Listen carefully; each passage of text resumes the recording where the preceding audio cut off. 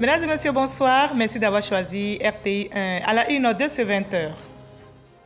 La 26e Assemblée générale extraordinaire de l'Organisation des Premières Dames d'Afrique pour le développement a pris fin à Brazzaville, au Congo. Madame Dominique Ouattara, présente aux travaux, a relevé les réalisations de sa fondation Children of Africa. La première dame de Namibie est la nouvelle présidente du comité directeur.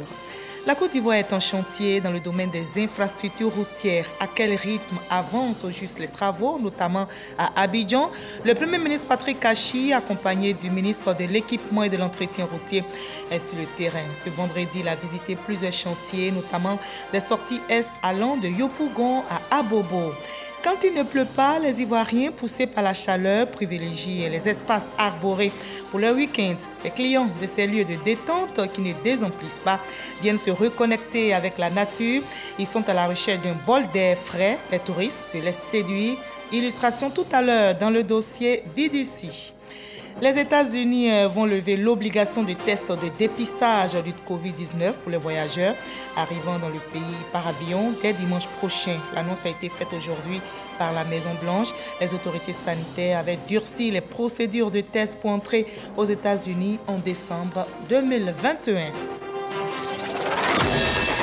Soyez les bienvenus sur RTI1, heureuse de vous retrouver. Nous commençons tout de suite par Brazzaville, au Congo, où la 26e Assemblée générale extraordinaire de l'Organisation des Premières Dames d'Afrique pour le développement a pris fin. La première dame de Namibie est la nouvelle présidente du comité directeur. Elle succède à Antoinette Sassou, première dame de Congo-Brazzaville. La première dame ivoirienne, Dominique Ouattara, présente aux travaux, a relevé les réalisations de sa fondation Children of Africa. Mama Traoré. À l'issue d'un huis clos, Monica Gingos, première dame de la République de Namibie, est désignée présidente de l'OPDAD, l'Organisation des Premières Dames d'Afrique pour le développement. Elle aura pour vice-présidente Denise Tshisekedi, première dame de la République démocratique du Congo. L'élection de ce nouveau comité directeur pour un mandat de 2 ans est l'un des temps forts de cette 26e Assemblée générale de l'OPDAD. Créée en 2002, cette entité regroupant les épouses de chefs d'État africains se donne pour mission d'agir dans divers domaines pour le bien-être des populations du continent.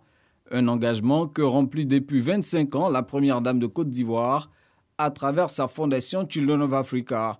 Que ce soit dans le social, la santé, l'éducation et la protection des enfants, le bilan de Children of Africa est l'un des plus réluisants sur le continent. Nous intervenons dans les secteurs de la santé, de l'éducation et du social grâce aux contributions financières de nos généreux donateurs.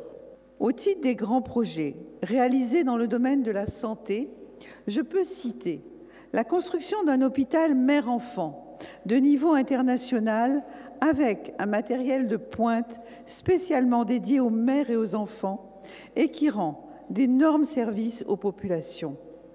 En effet, 1/4 de nos patients y sont soignés gratuitement. Dans le secteur de l'éducation, notre dernière réalisation en date est la construction en 2020 d'un groupe scolaire d'excellence dans la commune d'Abobo, dédié à nos enfants défavorisés qui peuvent ainsi recevoir une éducation de qualité dans un cadre adéquat. En ce qui concerne le secteur du social, nous avons réalisé de nombreuses actions dont les 4 principales sont la construction de 4 foyers d'accueil, dont un à Abidjan et les 3 autres à l'intérieur du pays, dédiés à la prise en charge des enfants en difficulté et des enfants victimes de traite, d'exploitation et de travail des enfants. Selon Dominique Ouattara, la fondation Children of Africa n'entend pas s'arrêter en si bon chemin. Notre plus grande satisfaction est de savoir que chaque action que nous engageons pour le développement de nos communautés contribue à rendre notre Afrique plus belle, plus solidaire et plus forte. Aussi, je voudrais terminer mon propos par des mots d'encouragement et de félicitations à l'endroit de chacune de vous, mes chères sœurs, ainsi que de notre organisation commune pour le bien-être de nos frères et sœurs. Cette 26e Assemblée générale a permis aux Premières Dames d'Afrique d'adopter un nouveau plan d'action La présidente sortante de l'OBDAD s'est aussi félicitée des initiatives prises par les membres de l'organisation afin de renforcer la résilience des populations face à la Covid-19. Et en marge de cette 26e Assemblée générale extraordinaire de l'Organisation des Premières Dames d'Afrique pour le développement à Brazzaville, la Première Dame Dominique Ouattara a eu une rencontre avec les femmes ivoiriennes vivant dans ce pays. Les échanges ont essentiellement porté sur les préoccupations et surtout la condition et l'épanouissement de la femme vivant au Congo. On en sait plus avec Mama Traoré et Jérôme Kofi Abolé.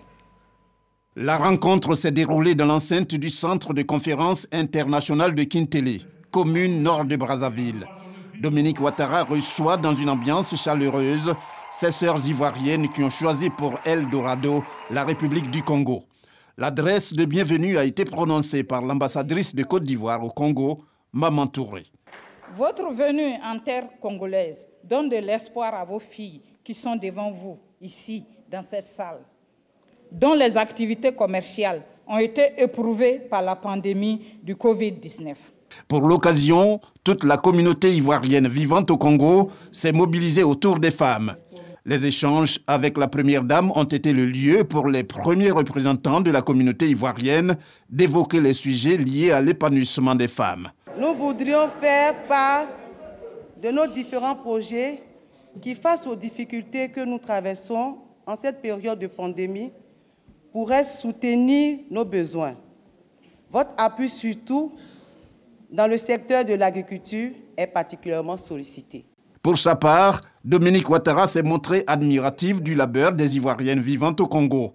Elle leur a également fait part des activités que sa fondation Children of Africa mène au profit des femmes, notamment le FAFSI, Fonds d'appui aux femmes de Côte d'Ivoire. Alors, chère sœur, j'ai reçu votre document ici, et ça m'a beaucoup intéressée. J'ai regardé. Et je peux vous dire que nous sommes en train d'étudier comment mettre le FAFSI à disposition des Ivoiriennes qui sont hors de Côte d'Ivoire. J'ai vraiment émis le souhait que le FAFSI vous soit octroyé ici à Brazzaville. Et ma directrice de cabinet, Madame Miao, vraiment, je vais donner des instructions à ce sujet. Elle étudiera les modalités de sa mise en œuvre avec Madame l'ambassadeur Touré Maman afin que cela soit un succès. En attendant la mise en place de cette ligne de crédit FAFSI, la Première Dame Dominique Ouattara a apporté un soutien financier de 10 000 $ à l'association regroupant les Ivoiriennes qui vivent au Congo. Voilà, c'était la rencontre entre la Première Dame ivoirienne Dominique Ouattara avec les femmes ivoiriennes vivant à Brazzaville. La Côte d'Ivoire, notre pays, est en chantier dans le domaine des infrastructures routières. Mais à quel rythme avancent les travaux, notamment à Abidjan?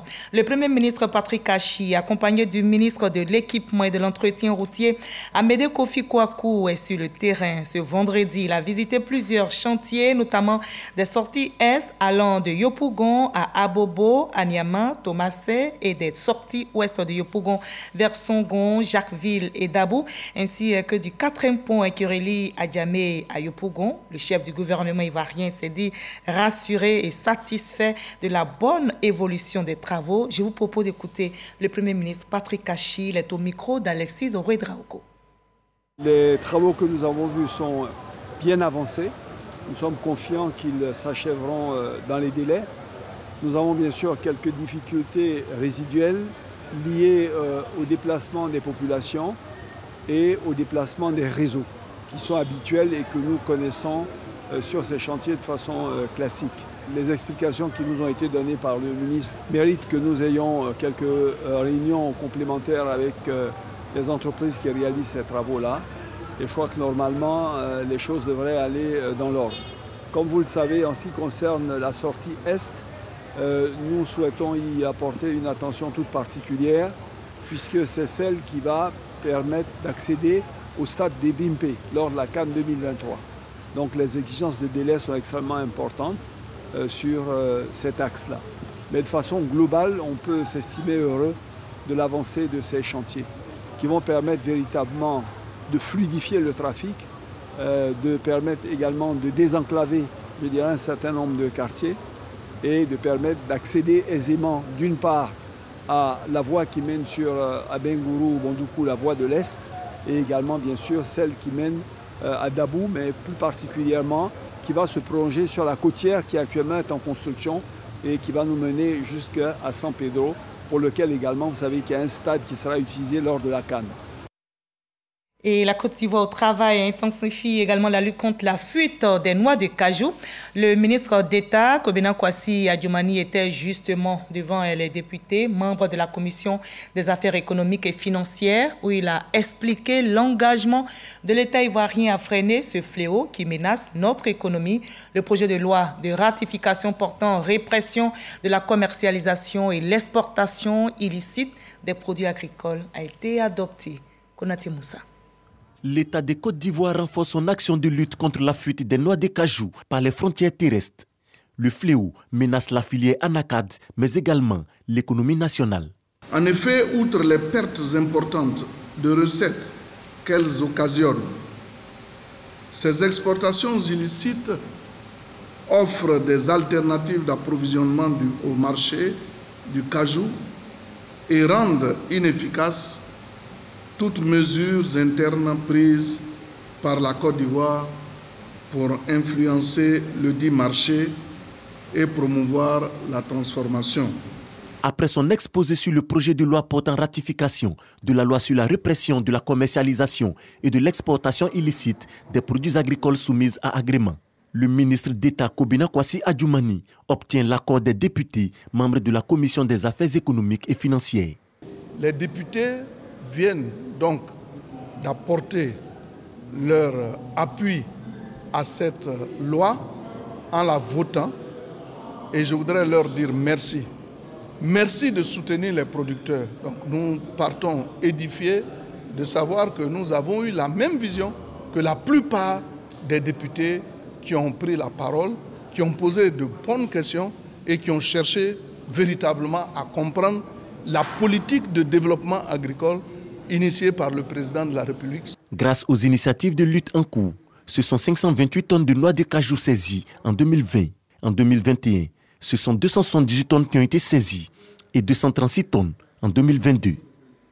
Les lignes bougent également à la Chambre haute du Parlement ivoirien. On s'intéresse à présent à la première séance plénière de délibération de la session 2022 du Sénat. 3 projets de loi sont sur la table des sénateurs, des projets relevant des domaines du pétrole, du trafic des stupéfiants et du sport avec le taekwondo. Des projets de loi validés à l'unanimité, nous explique Kader Sogotogo. Première séance plénière de délibération de la session 2022 au Sénat.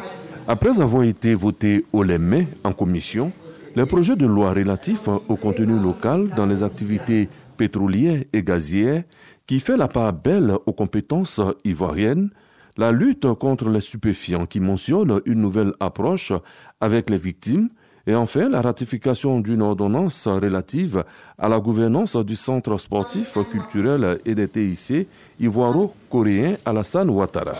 Après 4 heures de délibération, la plénière va à son tour voter à l'unanimité ces 3 projets de loi. Les 3 lois ont été votées à l'unanimité des sénateurs présents. Il n'y a pas eu d'opposition, on était tous en phase.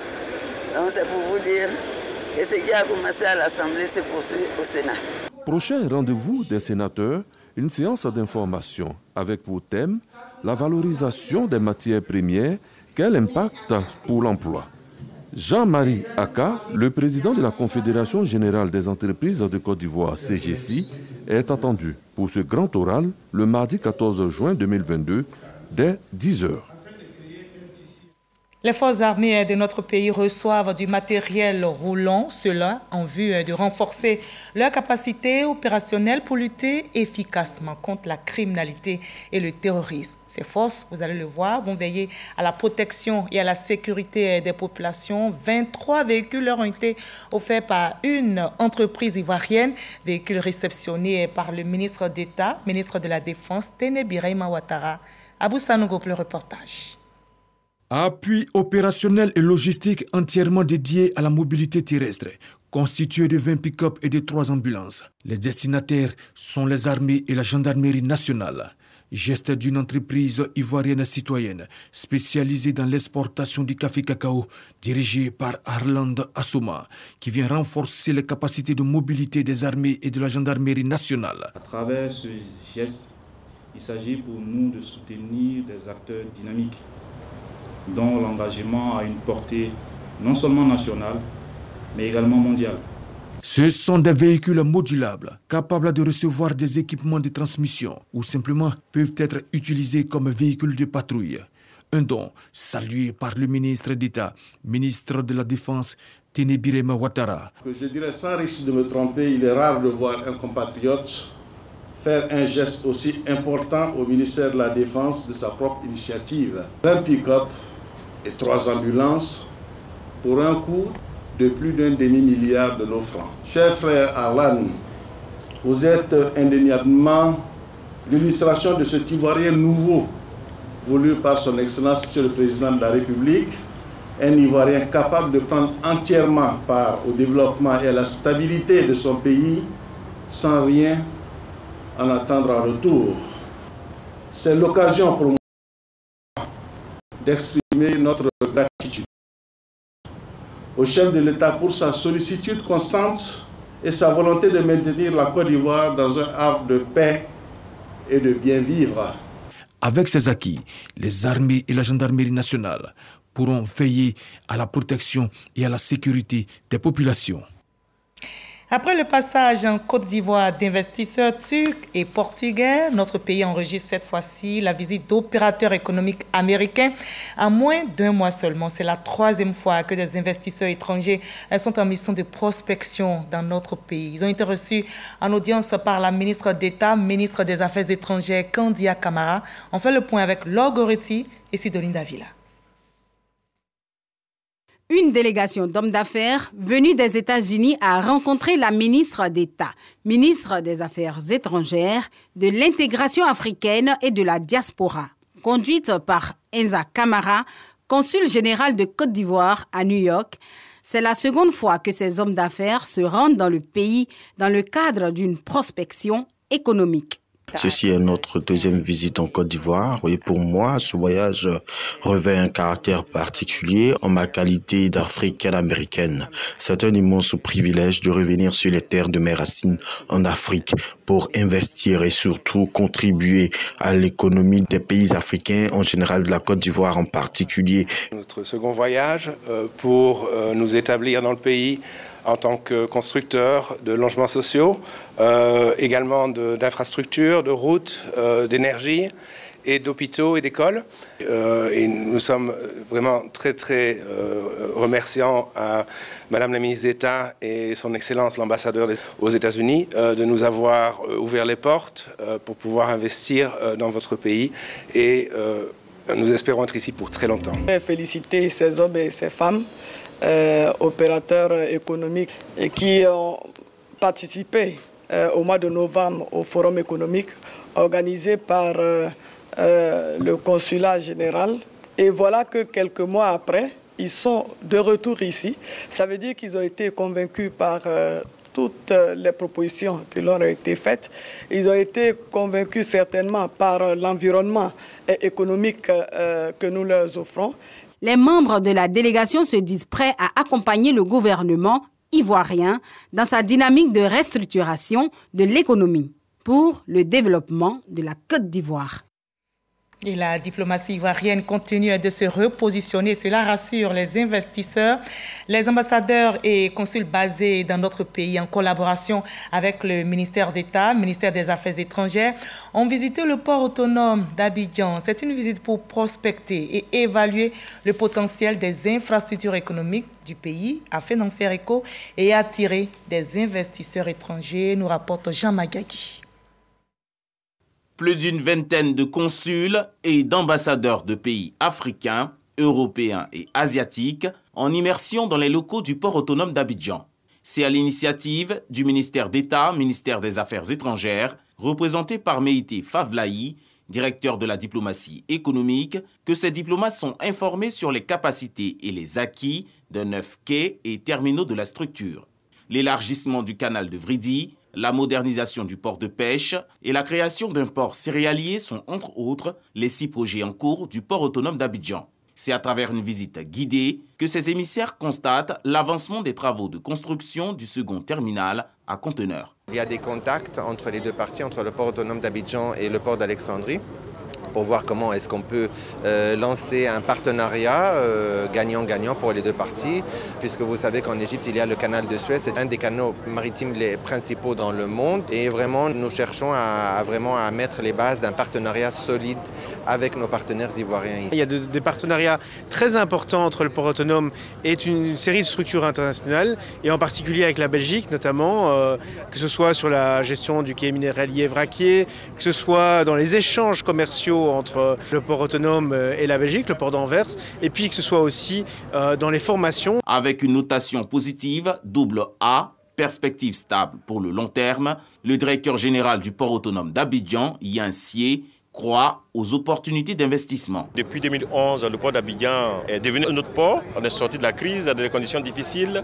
Et la perspective de relance de l'économie, tellement les potentiels ivoiriens sont forts, ont conduit l'État à anticiper, à faire beaucoup d'investissements. Grosso modo, ils sont rassurés, comme quoi le port d'Abidjan est sur la bonne voie. D'autres pôles industriels et économiques du pays, à l'instar du port autonome d'Abidjan, sont ciblés par le corps diplomatique pour le renforcement de la coopération avec la Côte d'Ivoire.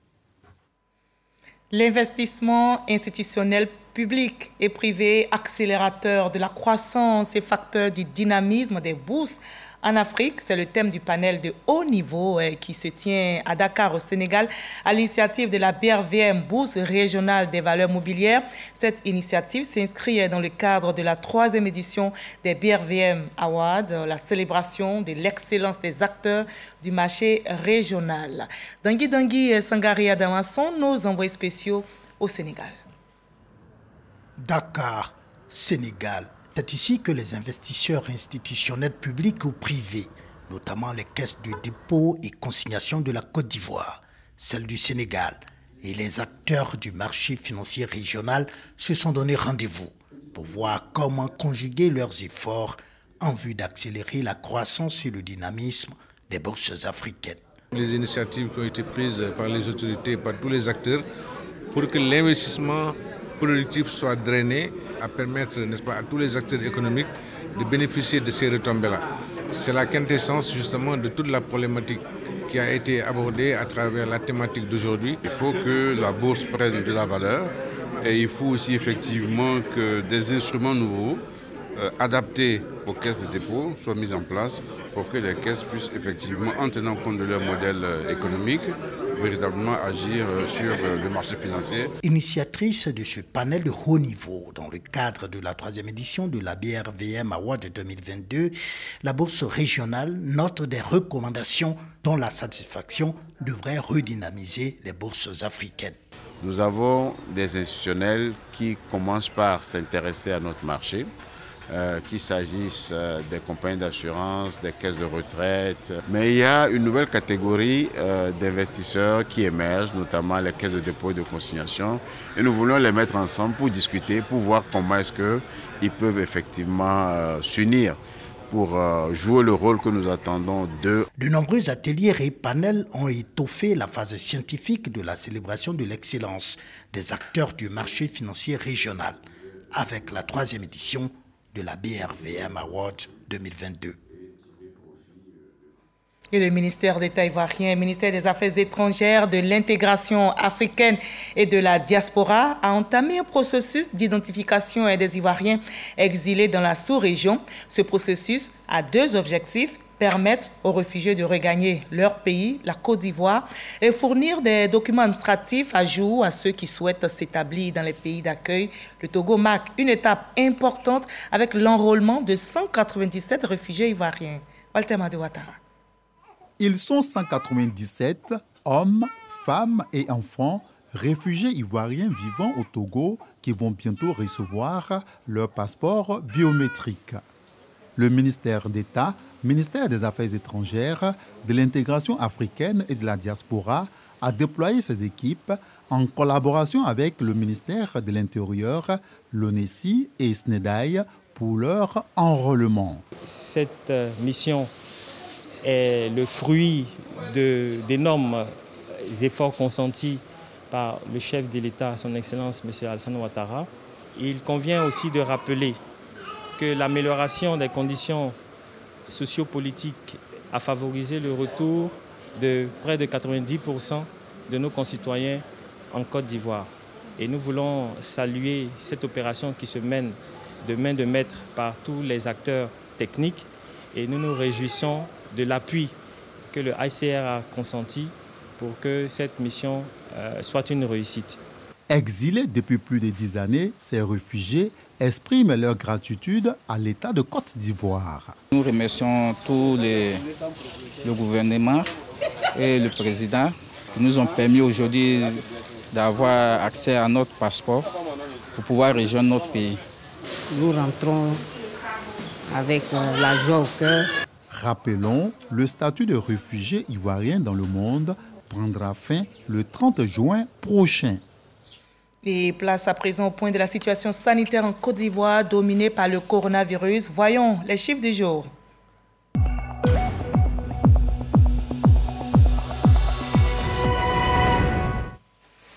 Voilà, aujourd'hui, vendredi 10 juin, on dénombre en Côte d'Ivoire 29 nouveaux cas de Covid-19 sur 964 échantillons prélevés, soit 3% de cas positifs, 26 nouvelles guérisons et 0 décès. À la date du 10 juin 2022, la Côte d'Ivoire compte donc 82 393 cas confirmés, dont 81 530 personnes guéries, 799 décès au total et 64 cas actifs. Faisons-nous tous vacciner contre le coronavirus. Et les États-Unis vont lever l'obligation de tests de dépistage du Covid-19 pour les voyageurs arrivant dans le pays par avion dès dimanche prochain. L'annonce a été faite aujourd'hui même par la Maison-Blanche. Confrontée à l'arrivée du variant Omicron, et les autorités sanitaires, vous vous souvenez, avaient durci les procédures de tests pour entrer aux États-Unis en décembre 2021. Pour rappel, tous les voyageurs âgés de plus de 2 ans embarquant dans un vol depuis l'étranger à destination des États-Unis devraient présenter un test négatif de moins d'1 jour avant le décollage, et ce, quel que soit leur statut vaccinal. Mais cette mesure sera levée dans moins de 72 heures seulement, c'est-à-dire dimanche prochain. On évoque à présent les effets du réchauffement climatique dans ce 20 heures. Voyons comment les Ivoiriens ici, poussés par la chaleur, privilégient les espaces arborés pour le week-end quand il ne pleut pas. Les clients de ces lieux de détente qui ne désemplissent pas viennent se reconnecter avec la nature. Entre végétaux, lagunes et même animaux sauvages, les clients sont à la recherche de détente et d'un bol d'air frais. Pour les touristes en déplacement à Abidjan, la capitale économique ivoirienne, ces sites de récréation permettent de recharger les bactéries. Un bol d'air frais qui plaît et qui séduit. Illustration dans le dossier Vide ici, signé ce soir Didier Nguessan. Je vous invite à regarder.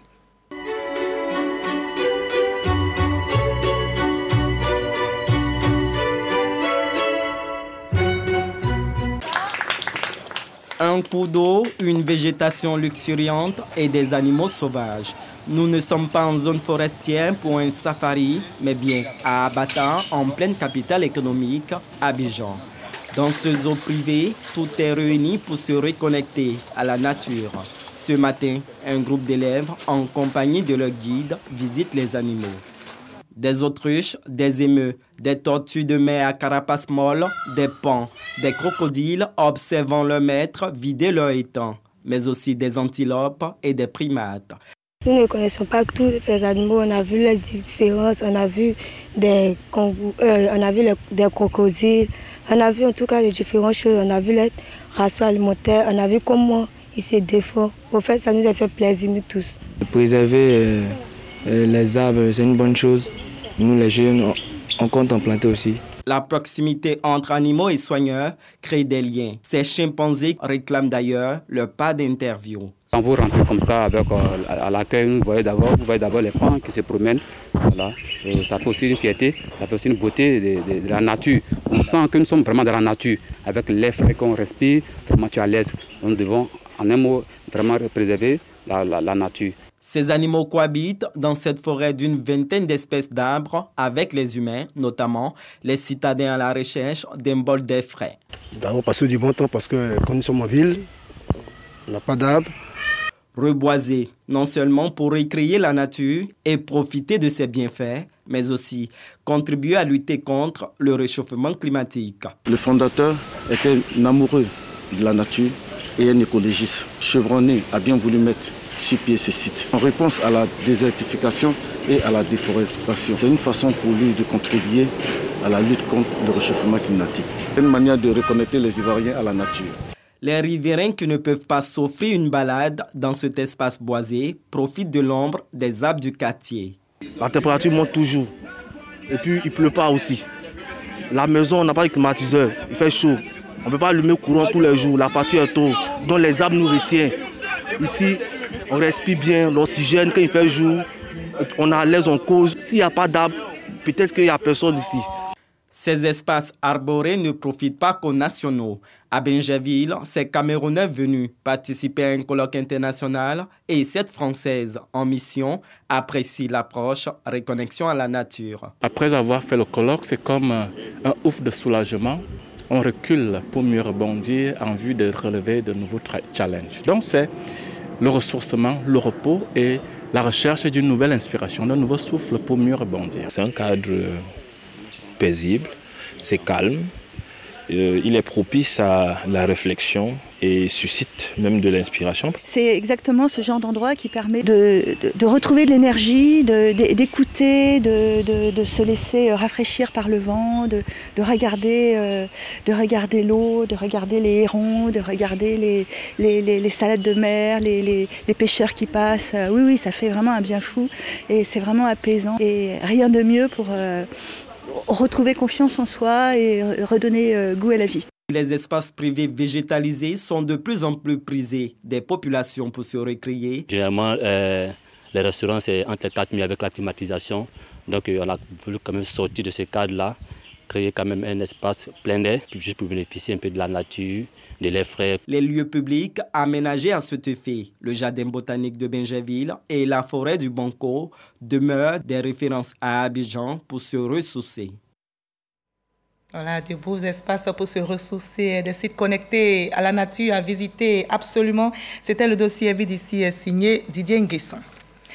Après l'effort, c'est la récompense. Eh bien, je vous conduis à Korogo où les meilleurs élèves ont été célébrés. C'est une initiative parrainée par la Direction générale de la RTI et l'action vise à encourager l'excellence et susciter surtout le goût du travail chez les apprenants. Kader Sogodogo. Au cours Nafitini de Korogo, quartier résidentiel, le temps des récompenses pour ceux qui auront fait montre d'efforts, source de travail bien fait, est arrivé. Pour cette année scolaire 2021-2022, les 3 premiers du CP1 à la terminale sont honorés par l'école. Aujourd'hui, l'éducation est en train de prendre un grand coup. Et c'est de notre devoir, en tant que dirigeants de l'école, de féliciter et surtout encourager les meilleurs élèves pour qu'ils puissent donner le pas aux autres. Des livres, des cahiers et autres fournitures scolaires. De quoi soulager les parents d'élèves à la rentrée prochaine sont distribués. Le représentant du parrain, le DG de la RTI et les autorités présentes saluent cette initiative qui vise à encourager l'excellence. Les élèves primés ne sont pas en reste. Une très belle cérémonie d'excellence. Vous savez, dans notre union nationale, nous voulons montrer le modèle au monde entier. S'il y a des hommes et des femmes qui ressuscitent ce modèle-là, nous sommes très fiers. Nous avons, au nom du directeur général de la RTI, donné des conseils aux élèves de s'éloigner des fléaux que nous vivons aujourd'hui, l'alcool et la drogue, de se concentrer sur leur avenir. Les parents aussi doivent contribuer à l'éducation parce qu'il s'agit de leurs enfants. Cette activité de fin d'année a également été marquée par des récompenses en sport individuel et collectif. Tout pour ainsi donner de la joie. Pour les élèves des classes intermédiaires, c'est désormais le temps des vacances. Avec de bons résultats, ces vacances deviendront davantage agréables. Les mamans prônent aussi l'excellence pour la deuxième année consécutive. Magara Coulibaly Tiegbana, députée de la commune de Korogo, a convié les mamans de 6 villages de sa circonscription pour faire la fête, célébrer le travail bien fait. Une fête donc dédiée à la promotion de la femme et à la lutte contre la pauvreté. On en sait plus avec Sie Kwasi et Didier Nguessan. 8 fédérations et 22 associations féminines célèbrent la fête des mères avec la députée de la commune de Korogo. Pour cette deuxième édition, l'honorable Magara Coulibaly a mis les bouchées doubles. La cagnotte, 10 millions de francs CFA pour s'aimer la joie dans le cœur des 60 mamans invitées par celles qu'elles ont baptisées la Mère Teresa de Korogo. Du matériel agricole, des pagnes, des machines à coudre, des diplômes et des ustensiles de cuisine composés essentiellement de marmites géantes offerts aux groupements et associations.